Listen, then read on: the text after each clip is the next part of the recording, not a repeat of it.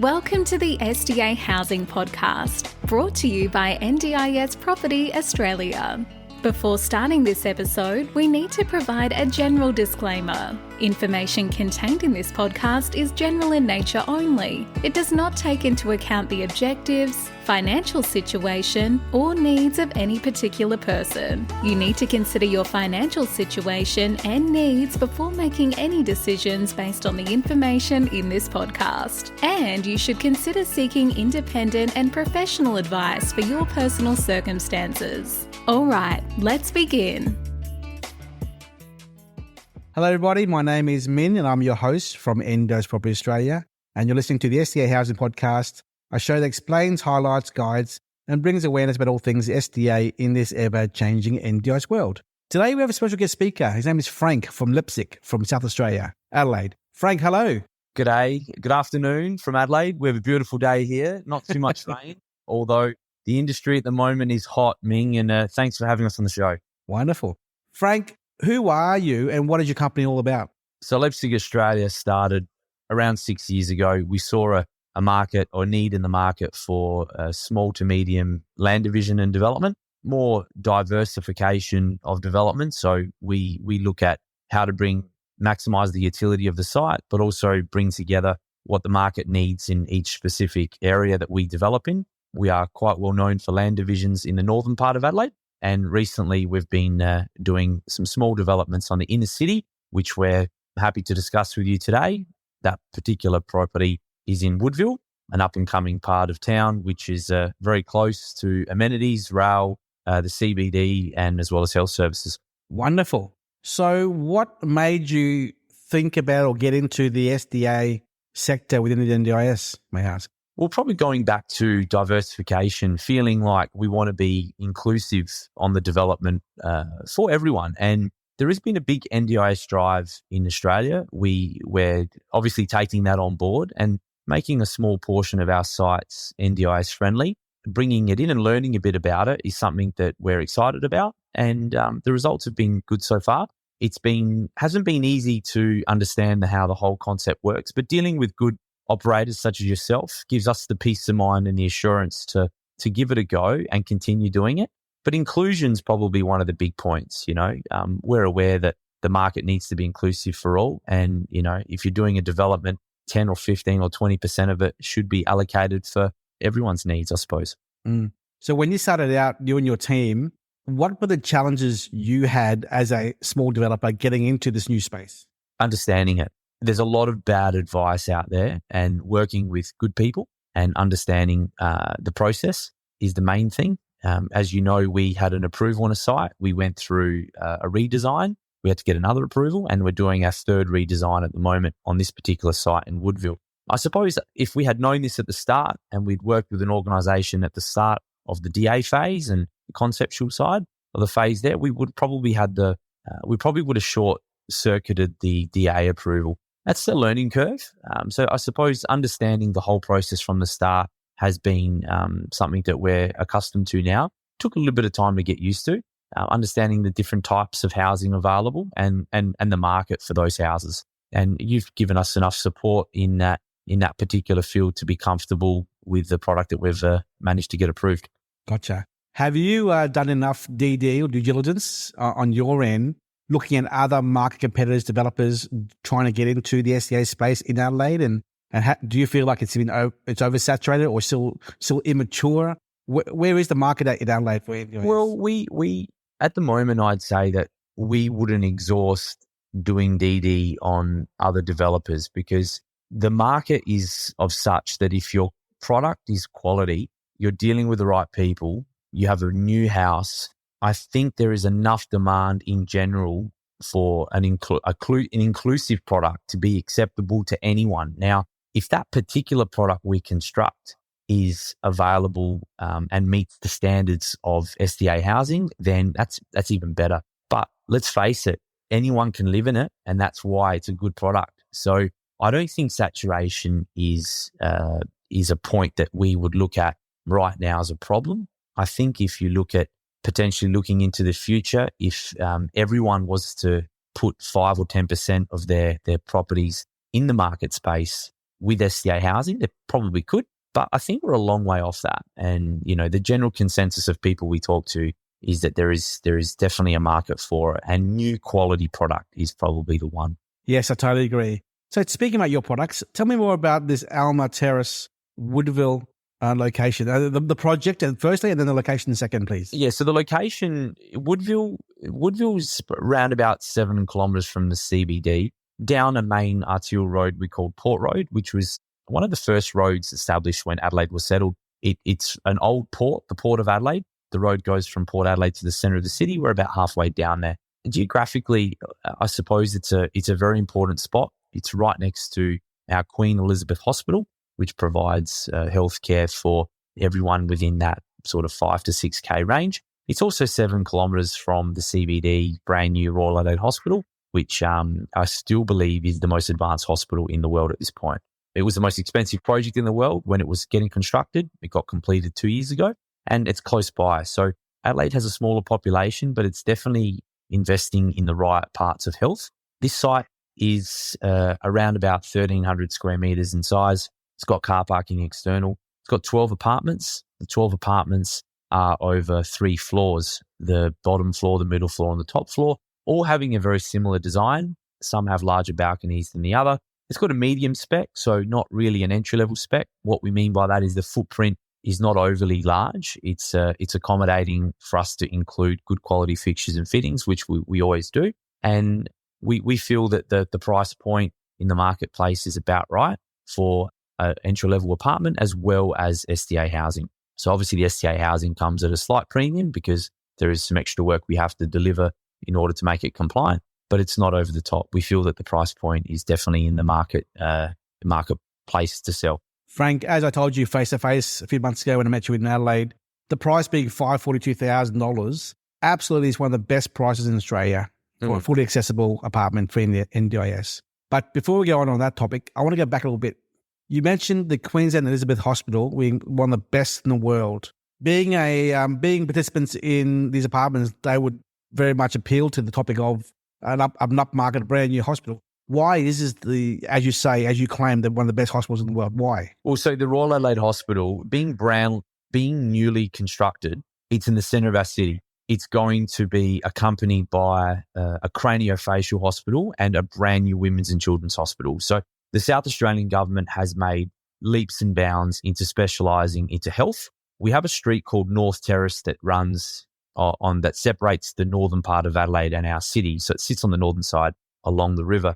That particular street is specialising in universities, healthcare, and hospitals. And we have a building there called Shamri, which is one of the leading researchers for cancer in Australia and the world. So I think we're positioning ourselves as a state to be specifically health related. We need a point of advantage for people to invest.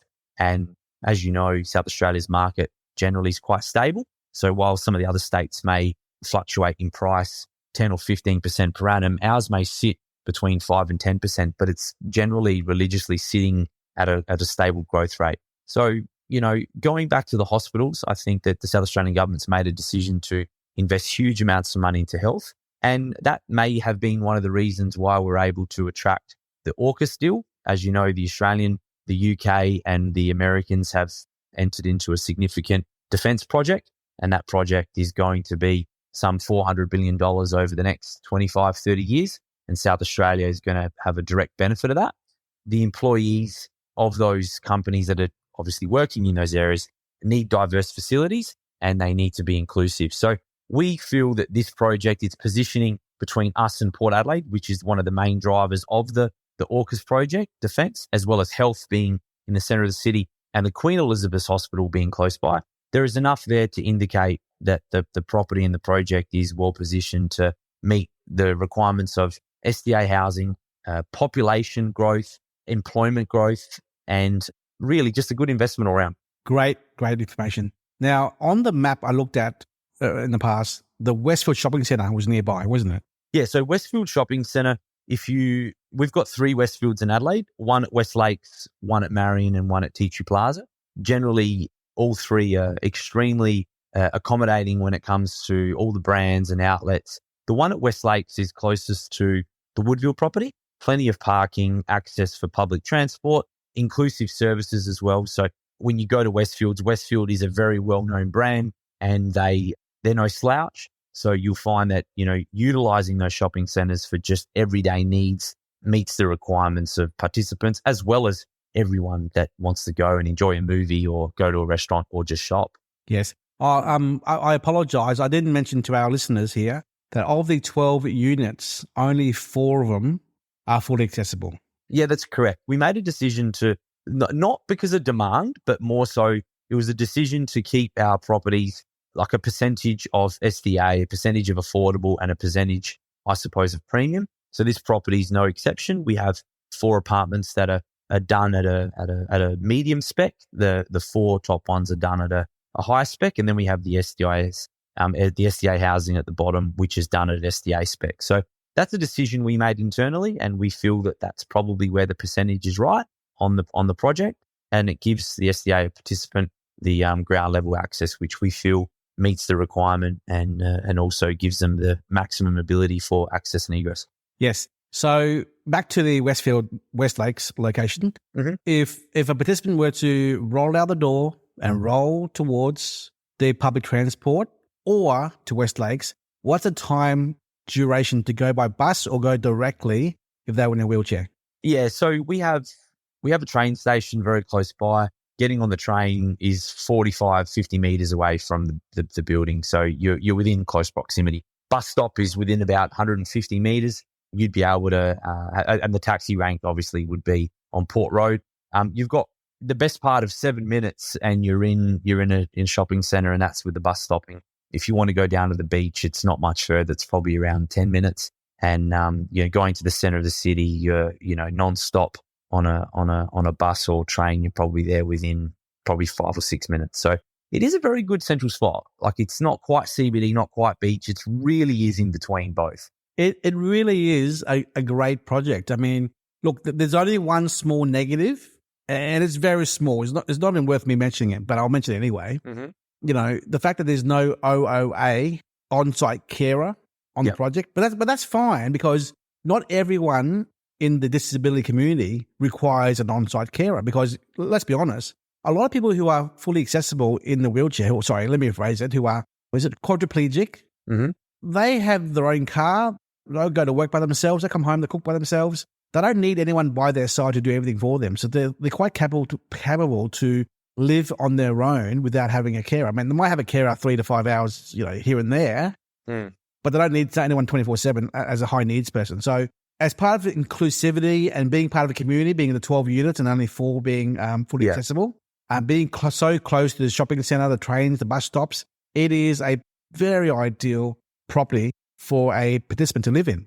I mean, we think so. And the price point's right, Minh, and you've got to look at, we made the decision to keep those 4 at an entry-level SDA housing. And next time when we understand the process a bit better, we may go to that next level. I agree, not having the availability of the on-site carer does limit our capacity to sell slightly. But I also feel that with the limited amount of numbers on the site, we've managed to, navigate that in the long term. I think we'll be okay.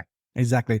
And, and people who are disabled and in wheelchairs, they want to be part of a community. They want to be part of the neighbours and the rest of everyone else. They don't need to feel like they are segregated off from the community in any way. And that could occur often in certain complexes where it's 100% participants who are all in disability. But no, if being a developer yourself though, Frank, is there any negative aspects of your design or of your location and of your quality at all, do you think? Or is it a perfect product, or is it? I think nothing's ever perfect. I mean, we do, depending which suburb you develop in is depending whether the services that come past your site are underground. Woodville is an area that's a little bit older, so a lot of the power is above ground. Traditionally around Australia, above ground power is acceptable. You go to Melbourne, Sydney, Adelaide, they're there. But in newer subdivisions, you find powers underground. On the balcony on the 4th floor, or the 3rd floor, when you look out, you have power lines just above eye level, and someone's, ambience, I suppose. But that would probably be the largest, that would probably be the biggest negative impact. And, power infrastructure is one that we can't influence too much. We will put underground power to the building, of course, but the power that runs opposite us that isn't our jurisdiction, we can't touch. Long term, it probably would be put underground. but it's there. It's quite a small negative impact, but it's nonetheless, it is a negative impact, I'd say, the proximity to power line. Gotcha. Exactly. Now, I think a positive on your site is the fact that it's on ground level. Ground level means there's a bit of space in the yard. Can you tell us more about the yard space and the sizes and everything inside and outside, please? Well, they're small little courtyards, I suppose. There's not a huge amount of space on the balconies on the middle and top floor, but on the ground they've got a small courtyard, easy maintenance. If they wanted to have a small pet or something like that, I'm sure that would be okay. I suppose that's a matter for strata management to look at, but it does give the ability for the participant to, have a barbecue or have people around, and, all of that will be accommodated, and it'll all be, like I said, very easy maintenance. They won't have to, do too much to maintain their little space that they'll have. Gotcha. And how much in square meterage is the small courtyard? I don't have the measurement on me at this point in time. I don't have the plan on me, but it's, like I said, it's enough to have a small gathering and a few people around. There'll be a common area for bins, that will get picked up once a week, and the recycle once a fortnight. So all those things will be planned and managed to meet the requirements, I suppose, of a strata corporation.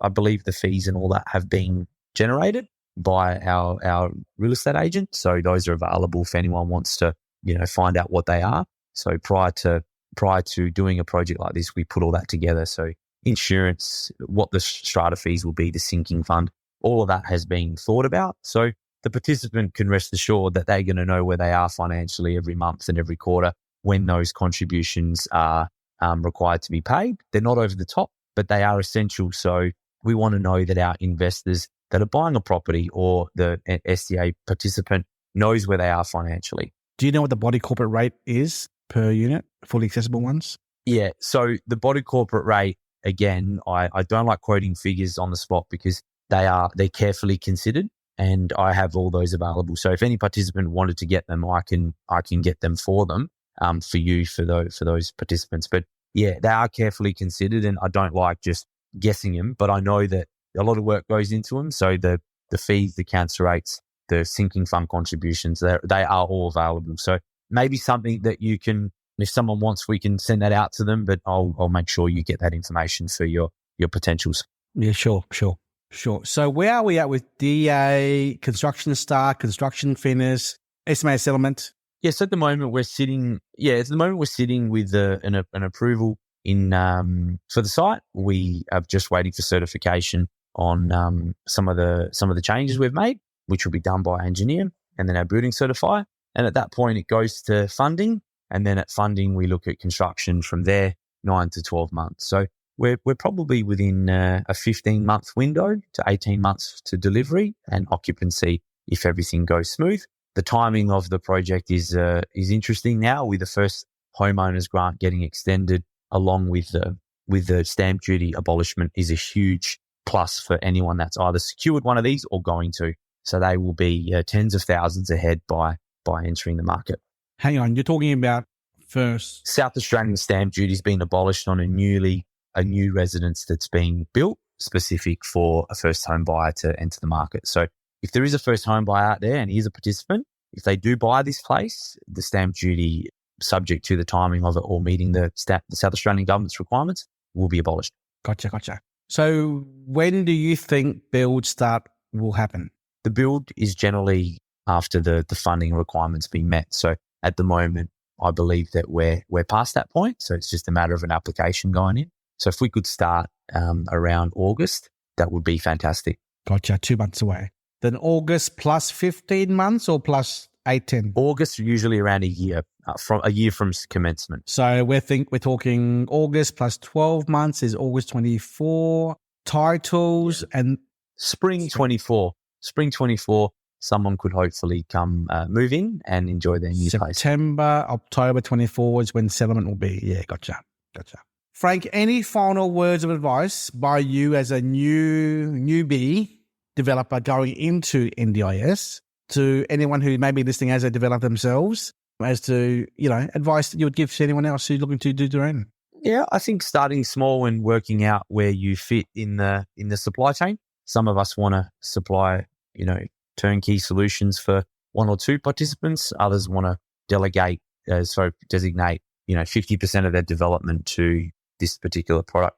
I think any good risk mitigation strategy would indicate that you need to be probably a bit diverse and look at those percentage ratios carefully, and just consider that sometimes your lending requirement may restrict you from taking any more than a couple of these on. So just be diligent in looking into, the lending requirements for projects, as well as looking at the market conditions and spreading that risk as you would in any case.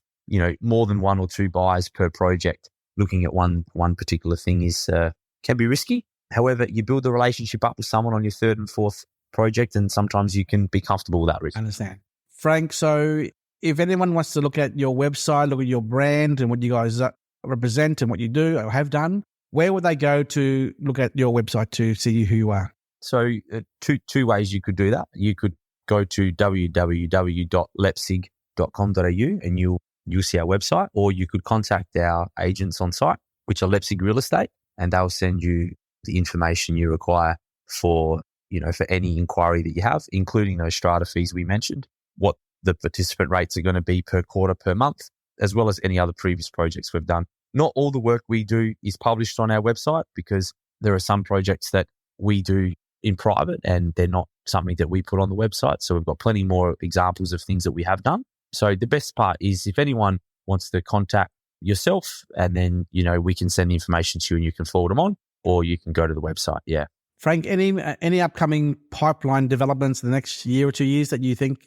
There are a few coming up. We've got something coming up in Kadina, which is Copper Coast, and that's going to be, I think we've got nine allotments there out of the 110 allotments, right next to a brand new medical clinic. They're going to be available. Frank, is this the one that you told me about that is probably 3 years away, where you're building a massive, well, not massive, but a bit of a community, which is very much medical focus for? Yeah, it is. Yeah. So this site is in the Copper Coast, the place called Kadina, and we will have 9 allotments there that we've designed with NDIS housing on there. Wow. 3 bedrooms. We can't wait to get into that with you for sure next year or so. But mate, thank you so much for your time. Really appreciate giving our listeners a bit of an exposure as to the inner mindset of what a developer goes through in terms of their experiences and their learned challenges and whatnot.